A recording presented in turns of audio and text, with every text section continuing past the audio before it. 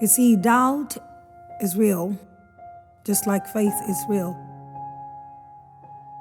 But the truth about it is that doubt is a killer. Doubt can destroy your entire destiny, and you wouldn't know at the start. It creeps in just quietly. It comes in with some lies. It makes you think that you're comfortable with what and where you are.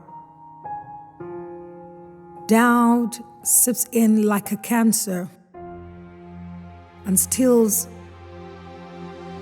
destinies, times, seasons.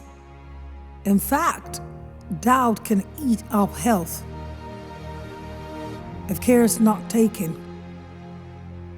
It becomes so worse, it becomes self-inflicted doubt in oneself. Not just doubting other people, but when you doubt yourself. You know, there's this guy in the scripture. Yes, I call him a guy. We call him the doubting Thomas. You recall Thomas? The one that haven't lived with Jesus Christ, worked with him for 3 years. He was actually one of the elect. Saw what Jesus did, the miracles and the mighty, innumerable things he did. Raising the dead, healing the sick, making eyes to open those that are being even from childbirth. The deaf ears hearing. But there was something that affected him. You know, when I read the story of Thomas, one of the things I believe that must have been in his life is that he had never really believed in himself. Because it's easy to become a doubter when you doubt yourself at the beginning.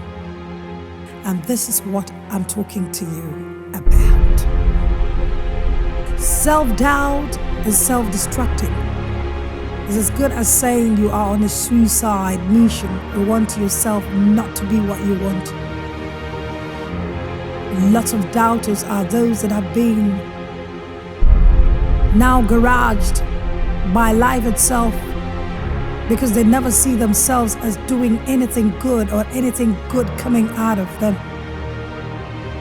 Wherever there is possibility, a doubter is never existent in that area. Wherever there is excitement and saying we can't, that is exactly the position you would never find that one that says we can't, because we can't. And a doubter are just of the same parents, so to say. One of the things that you should do this time around, wherever you're hearing the sound of my voice, is to praise yourself, because we have the capability and the ability that God has put in it in us. I don't care the number of talents. Let it be 5, 3, or 1. The truth of it is whatever talent you have is enough to make you what God has planned for you to be. But the moment you see yourself and never do good or never do well, don't ever expect that no matter the number of talents you have, even if there are 10, you will ever achieve or amount to anything. Never self-doubt yourself. Never even doubt anybody that you feel has something good to offer you. See yourself as the one that can do what every other person thinks you can't do.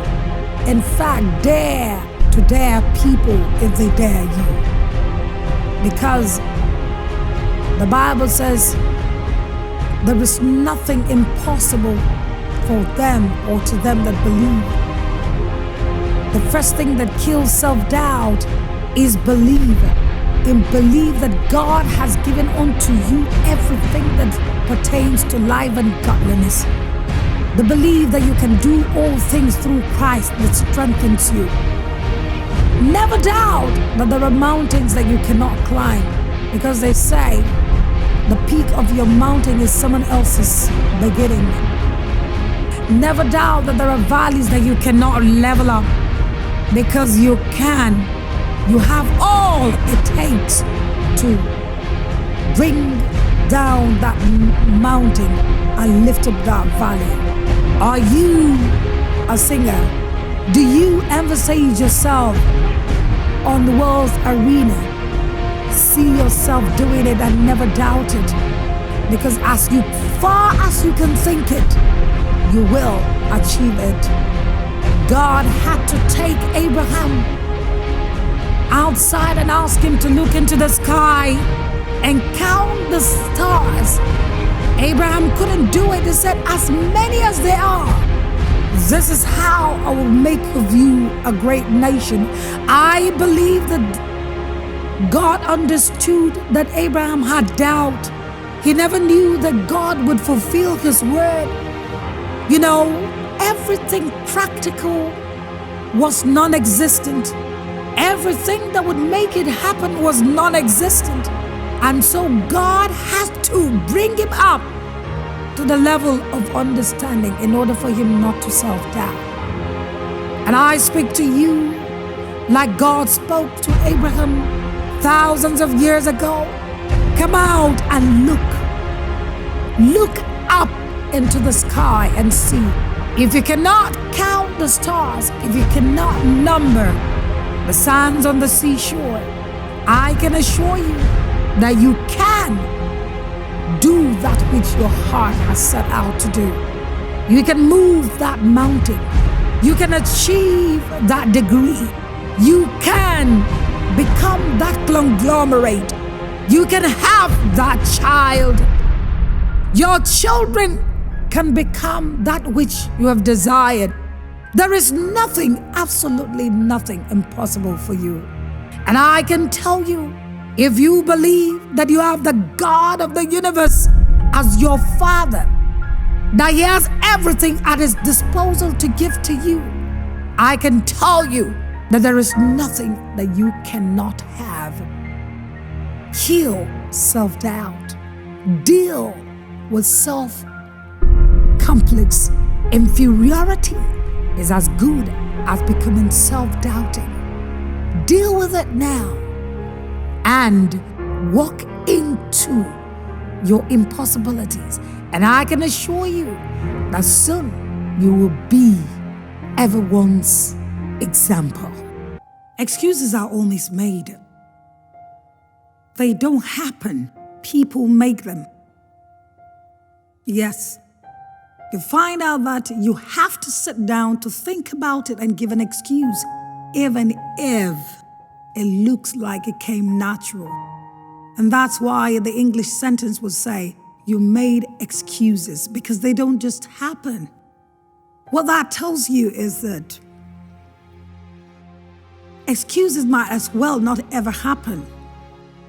You take excuse because you do not want to go to work because there is maybe some kind of issues on the road. What that means is that you could have the alternative of looking for another route in order for you to still get to work. But then you looked at it and you found out that somehow this might not be so good and might get you to work so late, and then you take the excuse. All excuses can be warranted and it could be really right. Now, I'm not here to criticize you based on whether excuse is good or not, but then I need you to understand that excuses are always made, and you can learn and not have excuse when it comes to growth in life. You see, many people that are used to making excuses even make excuses to something that you would tell that is not supposed to be, especially when it comes to their life.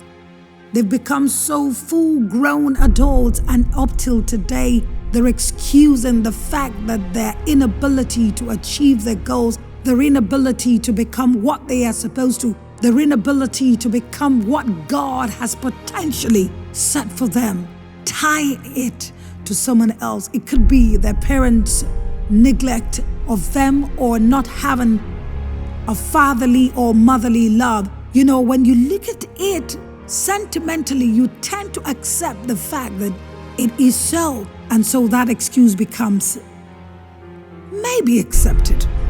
But hear this, of all the excuses, I can assure you that one day God can reveal to you 100 or thousands of them that went through what you also have gone through, neglected, rejected, and in fact, they cannot trace any member of their family. But today, looking back, they use that excuse to become the pedestal to that success that the world is celebrating today. So what am I saying in essence? There is no excuse for you not to achieve what you're supposed to achieve. There is no excuse whatsoever, no matter how down and bitter your life has become. If you still can breathe, if you can still say something, if you can still think, and if your mind is all put together, you have no excuse not to achieve it. In fact, those excuses should be the ones that will become the blocks that you will use to build up in order to climb to that which you have desired to achieve. You see, I heard a very beautiful story. Some time ago, I heard a story of two identical twins. One of them, let's assume his name was John, and the other one is Simon. They lived with a father that was an alcoholic. And as they grew, they watched how their father was beating their mother, abusing their mother, always in a sober mood. There was never a time that he ever was not drunk. Each of them was looking at their father from a perspective, not knowing by any of the parents. But as John and Simon grew up, John told himself, I would make sure I never become like my father, because I want to be a father for my children. I want to be the exact opposite of who my father was. I want my children to know that being a parent is not being an alcoholic. But then Simon grew up and became exactly what his father was, because as far as he was concerned, his dad never gave him any template of what good fatherliness is all about. You see, this story shows to you that no matter what it is, excuses were the reason for the action of any of them. One excused themselves and told himself, I do not want to become that which I have always lived and grown up in. And the other said, the excuse is that this is only thing I saw. I don't need to paint another picture. You see, let your excuse be that which will give you a better picture of what you want to become, rather than an excuse for the picture of what would destroy you. Because why? God has in everyone's life put the potential of success inside of every one of us. Everything you go through is part of the process for your success. You see, the story that comes to mind right now is the story of that blind man that the disciples of Jesus asked him and said, who sinned? The father of the mother, that this man was born blind. But Jesus had to answer them and told them, none of them sinned. It's just that the glory of God will be seen in his life. Because that moment when he had an encounter with Jesus, the excuses did not matter. You too can choose that very moment, wherever you are, no matter how it is, the lowest ebb of your life, I need you to arise and meet up with Jesus, because you do not have an excuse on that day when he looks at you face to face and tells you there are people that have been given to you. There are examples that you would have seen. There are many people that would have been the ones that are willing to hold up your hand to take you to that desired destiny. But you refuse. You chose to look back. Excuses are just what we say, excuses. Choose not to manufacture anyone as far as you want to achieve that which you want to achieve. You have all the goals set up. Arise and make sure it comes. The Bible says he that watches the wind will not be fit to achieve anything he wants to. Rain will always fall in its season. Drought can happen.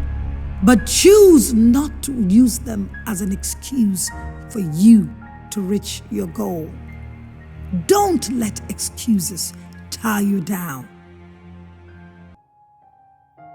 I begin with the story. There was a man who had landed during the gold rush. He woke up one morning and found some pieces of rock. After close inspection, he found out it was gold. So he believed that gold was under the land and he would mine it. So he bought tools for digging and called his family members to join him. They dug and dug for months there until they came across a small residue of gold. They took it to the goldsmith, got it processed and sold. Soon the residue was finished. The owner believed there was more and continued digging this time, but he saw nothing. After 7 months, he stopped digging because he had dug so deep and saw no sign of gold. He concluded that the gold he saw first is all that there was, and he had used all the gold the land possessed. And so he sold the land and moved to another city with his family. Now the new owner came and saw the gold hole in the backyard. He decided to call a surveyor to examine the land and the hole. The surveyor noticed that they were several feet away from striking gold. And of course, the new owner took a few tools and started digging further. And after some hours, he struck gold. It was 10 times bigger than the first set seen by the first owner. You know, from the story, if only he had dug a little further, right? Yes, that's the answer. If only the former owner understood that a little more effort could give him another gold, and this time around much more, maybe he would have gone further. So you see, quitting is usually a natural response when delays set in during our quest to achieve certain things in life. Everyone has a vision they want to realize, be it in their personal lives, relationship, work, or even spiritual life. When the enthusiasm begins, they begin to work towards it, hoping that the results come sooner than later. And when we don't see any sign of progress at any time, we begin to question if the vision is possible, or if the goal is attainable, and if we should settle for the normal window. Most times people settle for the latter, but they say, when the going gets tough and the process is taking longer than planned, you need to go further, because that's not the time to quit. Don't quit in any of these situations. Don't quit when it's dark, nothing is blooming. Don't quit when you are tired and can't keep going on your own. Don't quit when you feel like giving up because everything seems so hard or impossible in life today. And I must tell you that you shouldn't quit when your dreams seem unattainable. Don't you dare quit or give up. Never let anyone tell you that life is easy or there are no opportunities for success in this world, because that is a blatant lie.